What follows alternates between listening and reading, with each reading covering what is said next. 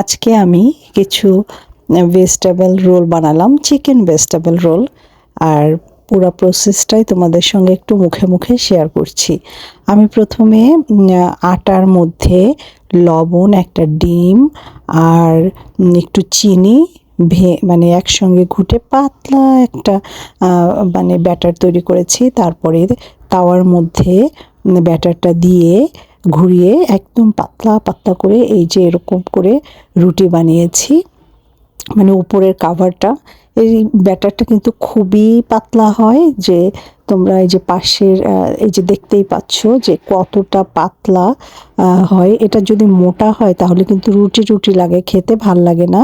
আর ব্যাটারটা দেখো এইরকম পাতলা হবে। একটা ডিম দিয়ে 1 কাপ আটা দিয়ে কিন্তু এরকম বানিয়েছি, এবং এই ওখান থেকে অল্প করে তুলে রেখেছি, কারণ এইটা দিয়ে আবার আমি যখন রোলটা মোড়াবো তখন লাগবে। তো অলরেডি ভাজি, এখানে বাঁধাকপি, গাজর, আলু, এগুলো দিয়ে একটা ভাজি আমার বাসায় ছিল, মানে আগেই করা, আজকে দুপুরে রান্না করেছিলাম। এত বেশি হয়েছিল তো ওখান থেকে আবার আমি একটু ভাজি উঠায় রাখছি। আর এই দেখো চিকেন, দুই টুকরা বড় বড় চিকেন, সেটা আমি ছোট ছোট করে কেটে তারপরে তেলের মধ্যে ভালো করে ভেজে হাত দিয়ে টুকরো টুকরো করে ছিঁড়ে এই ভাজিটার সঙ্গে মিলিয়ে দিয়েছি। একটু চিনি অ্যাড করেছি, এতে করে এই ভাজিটার টেস্ট কিন্তু অনেক বেড়ে যাবে। আর 1 পিস পাউরুটি ছোট ছোট টুকরো করে ছিঁড়ে তাওয়ার মধ্যে একটু ভেজেছি, তারপরে ব্লেন্ডারে গুঁড়ো করে নিয়েছি। তো এরকম মানে ব্রেড ক্রাম্বসটাও আমি বানিয়ে ফেলেছি। তো এই যে অলরেডি আমি কিছু মানে রোল বানিয়ে ফেলেছি, তো ভাবলাম যে লাস্টের দিকে তোমাদেরকে একটু শেয়ার করি। মাত্র 2টা মানে শিট আছে, এই 2টা শিট দিয়ে দেখো কীরকম করে বানাই, খুবই ইজি।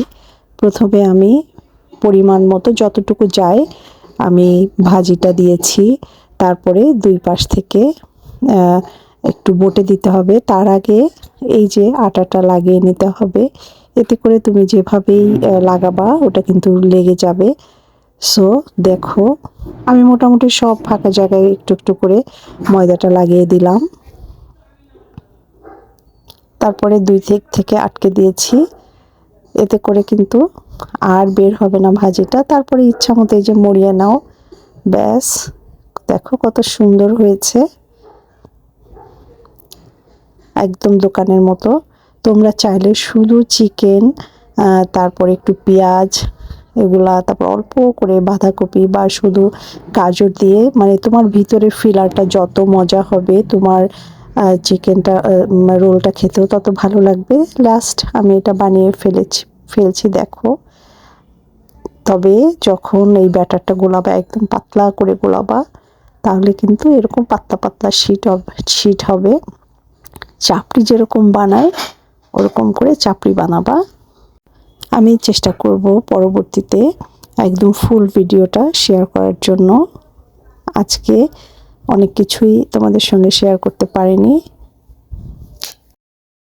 এই যে পরিমাণ মতো ভাজি দিয়ে তারপরে একটু লম্বা শেপ করেছি, তারপরে প্রথমে একটু ফাঁকা রেখেছি শিটটা, এই ফাঁকাটা এবার ভাজিটার উপরে উঠিয়ে দিয়ে তারপরে আবার ব্যাটারটা লাগাচ্ছি।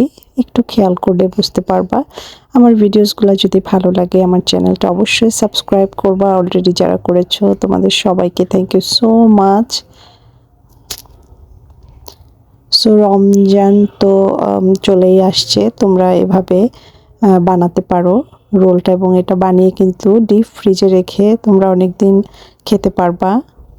আমি একেবারে সহজ পদ্ধতিতে এটা শেয়ার করলাম, কারণ কাজটা যখন তোমার কাছে সহজ মনে হবে তখন কিন্তু তোমার সেটা বারবার করতে ইচ্ছে করবে। যদি খুব ঝামেলার মনে হয় তাহলে কিন্তু একবারই, বারবার আর করতে ইচ্ছে করে না। সো আমি ট্রাই করি সবসময় ইজিভাবে তোমাদেরকে সব কিছু শেয়ার করার জন্য। খুব যে বেশি সময় লেগেছে তা না। তো এবার যেই ব্যাটারটা আছে ওটার মধ্যে আমি রোলগুলো এইরকম করে একটু লাগিয়ে নিচ্ছি, তারপরে শুকনা হাতটা দিয়ে উপর থেকে এভাবে ব্রেড ক্রাম্বসগুলো ছড়িয়ে দিলাম উপরে। দেখো ব্যাস এরকম করে মোটামুটি সবগুলো একটু লাগিয়ে নিতে হবে। তো তোমরা যখন এভাবে পাতলা ব্যাটারের মধ্যে লাগাবা, মানে ব্যাটারটা রোলের গায়ে লাগাবা, এতে করে রোলটা যদি একটু ছেঁড়া বা ফাটা থাকে তাতে ওটা কিন্তু মানে ফিল আপ হয়ে যায়। ব্যাস, সবসময় একটা হাত শুকনা রাখবা, তাতে করে ব্রেড ক্রাম্বসটা তোমার মোড়াতে কিন্তু খুব সহজ হবে, খুবই ইজি। মাত্র একটা পাউরুটিতে বেশ অনেকখানিকটা ব্রেড ক্রাম্বস হয়েছে, এবং এক পিস পাউরুটি, একটা না, এক পিস পাউরুটি দিয়ে আমি এখানে 10টা রোল বানিয়েছি।